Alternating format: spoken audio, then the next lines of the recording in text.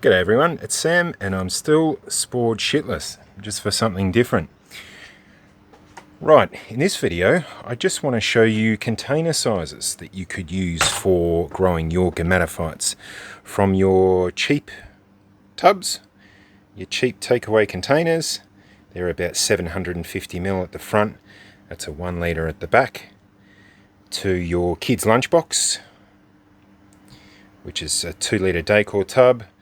I think this might be a 3 litre decor tub, to a 7 litre decor tub, and then we've got a bigger tub from Hammer Barnes. So this is one of my cheap spec humidity cribs without a heater, just with some perlite in the bottom, and your cheap Chinese tubs in there. Now, having said that, oops, I hid the lid underneath here. When I have the lid on this container, I also have the lids on here. So what we're trying to do there, while I digress for a bit, is just what this does. When you put some water in this, it keeps its own little environment and works exceptionally well. This is one of the boxes that I would call a neglect tech. So you can just put it under your lights and forget about it. You don't really have to do anything with it. Even airflow, you don't need much around it. It just keeps a nice stable environment, and even the little plantlets love it. And this was started back in July, so even in the winter months, this method I reckon's the best. This is definitely the best method for me, rather than just having these containers, on the floor of your dungeon, or on the shelf in your bedroom under a light, or on the windowsill or whatever. Yeah, have a crack at this, works really well. Right up until the big container here with my humidity crib with their heat mat, and these are open tubs. I think they're sold as like peg boxes sort of thing, but with the lid on and the heater on and your holes in the top, it creates a nice little greenhouse. And when you water your plants, you can water the perlite, and obviously the water evaporates from the perlite and surrounds it in a nice little bit of humidity.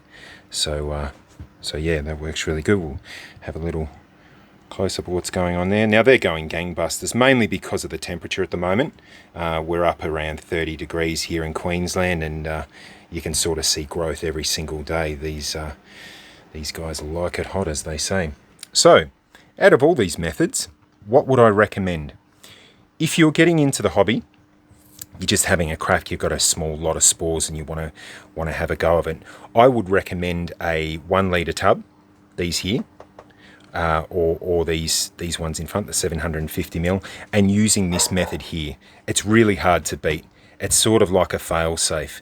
If you can't source perlite, you could try it without perlite, with just a little bit of water in the bottom. That would still work, but then you just got to be mindful that your water is adding a vector for contamination. At least with here, if you get cyanobacteria, it sort of keeps to itself in the perlite. But with the lids on, it shouldn't matter, and using your micropore tape on your holes, it will filter anything out anyway. So that's what I would recommend.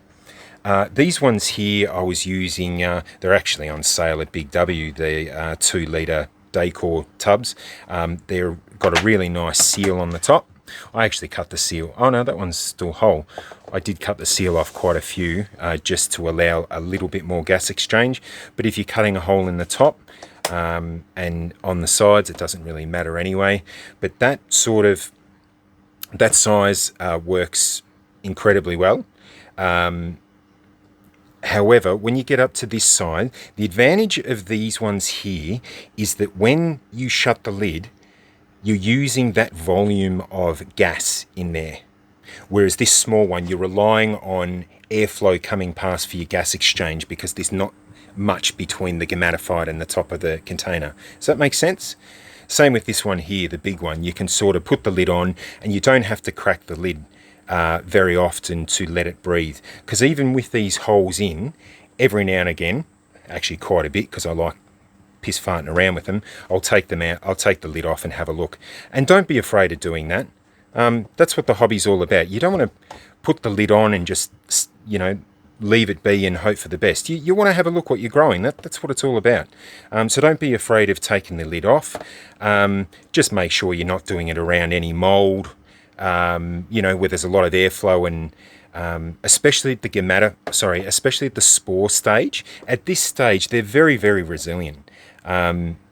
You really don't have to worry. The only thing that will kill them at this stage is if you overwater them when they're too cold. If it's warm enough, look, go for your life. So yeah, it's up to you. Look, at the end of the day, use what you got. These are the cheapest. If you've got quite a few spores, you can buy for $7. You'll get 20 of these down in the cheap shop, and then you can throw them out afterwards. If you're really keen, like I am, you can reuse these tubs. Yeah, so there you go. It's just to show you they'll all work. Just remember, all you're trying to do is keep the same parameters. You want your gas exchange with your holes.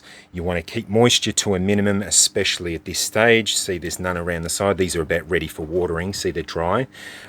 Making sure that no condensation forms on the lid. No direct heat. Don't put it directly on the heat mat. If you are going to use a heat mat, sit it above the heat mat or have some perlite. The same as here, or if you've got a bench and you've got the heat mat down, don't put your tubs directly on top because they'll get too hot. And yeah, fertilize them with the correct strength. Don't use any organic material like seaweed or carp or fish matter or anything like that. You can at this stage. Actually, I recommend it when you get to this stage, using a little bit of sea salt or some beneficial microbes or some organic material. Not too strong though, because you'll burn them, but they love the nitrogen, absolutely love it. So yeah, I recommend at this stage, just not back it when they're at the spore stage, because then yeah, you're asking yourself for trouble, for contamination. Once you get to here, you're home and hosed. So yeah, hopefully that helps. And if I can think of anything else, I'll put a video up. All right, catch you later.